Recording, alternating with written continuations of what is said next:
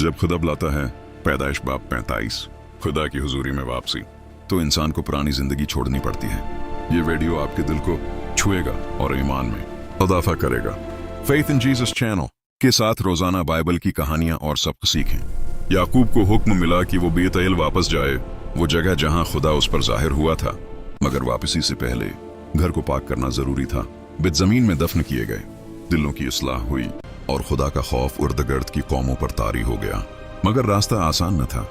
खुशी के सफर में एक माँ ने जान दे दी। राहेल अपने बेटे को जन्म देते हुए हमेशा के लिए खामोश हो गई। और फिर एक और जुदाई का वक्त आया। एक बुजुर्ग बाप अपनी पूरी उम्र गुजार कर अपने लोगों में जा मिला, मगर इस बार दो भाई साथ खड़े थे। ये बाब है उताअत का, पाकीज़गी का, गम और बरकत के संगम का।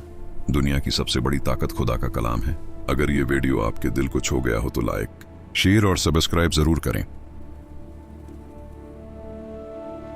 पूरा वीडियो देखने के लिए फेथ इन जीसस चैनल पर विजिट करें।